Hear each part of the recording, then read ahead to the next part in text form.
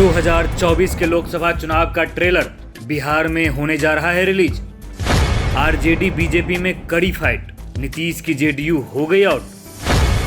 Madam बाहुबलियों के बीच कांटे की टक्कर, किसे मिलेगी जीत, कौन होंगी फक्कर।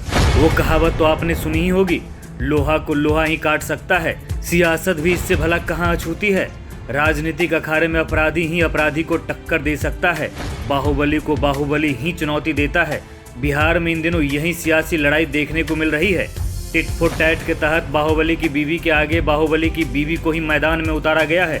जगह है मोकामा। आपको पूरी जानकारी देंगे, बताएंगे कि किन मैडम बाहुबलियों के बीच कांटे की टक्कर है। इसके लिए आप वीडियो के आखिरी तक हमारे साथ बने रहिए।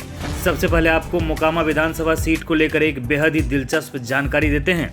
मोकामा विधानसभा क्षेत्र इस बात का गवाह है कि यहाँ सिर्फ भूमिहारों का ही बोलबाला रहा है। 1967 को छोड़ दिया जाए तो यहाँ हर चुनाव में भूमिहार प्रत्याशी ही जीतते रहे हैं। पहले चुनाव का श्रीगणेशी भूमिहार जाति के जगदीश नारायण सिंह से हुआ था।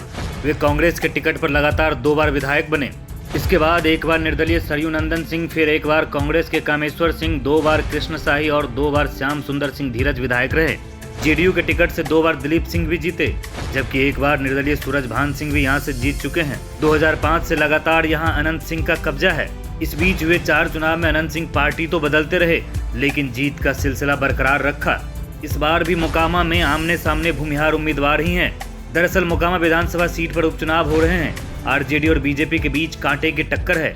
आरजेडी से नीलम देवी मैदान में है, तो वहीं बीजेपी से सोनम देवी।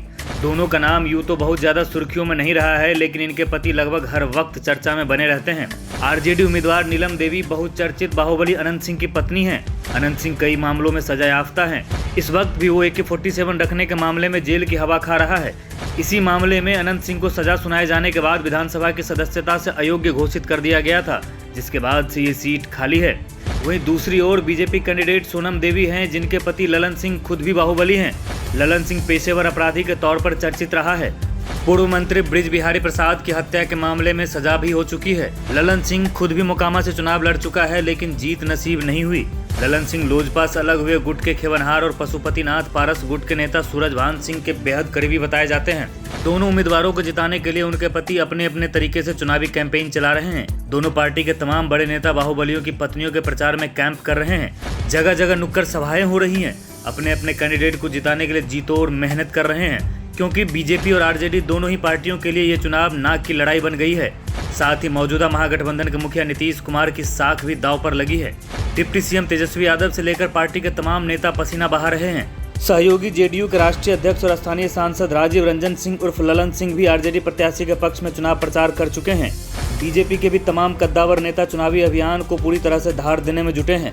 आरजेडी जहां अपनी ये सीट बरकरार रखने की पूरी कोशिश में जुटी है, वहीं बीजेपी पहली बार मोकामा के मैदान में है।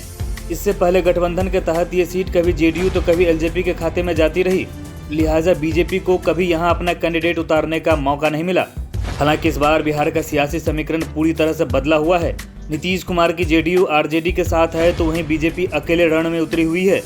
हालांकि बीजेपी उम्मीदवार को एलजेपी के दोनों गुटों का समर्थन जरूर मिला है, लेकिन ये उपचुनाव बीजेपी और महागठबंधन दोनों के लिए लिटमस टेस्ट साबित हो सकता है। आपको बता दें कि आने वाले 3 नवंबर को वोटिंग होनी है और 6 नवंबर को इसके नतीजे आएंगे। देखना दिलचस्प होगा कि बाहुबली अनंत सिंह का अपने इस अभेद किले पर कब्जा बरकरार रह पाता है, या फिर बीजेपी के बाहुबली बाजी मार ले जाते हैं। आपको क्या लगता है, मोकामा में किस मैडम बाहुबली का बोलबाला रहने वाला है? हमें कमेंट कर जरूर बताएं। साथ ही हमारा ये वीडियो पसंद आया हो तो हमारे पेज को फॉलो और सब्सक्राइब जरूर करें। ब्यूरो रिपोर्ट, न्यूज़ नेपथ्य।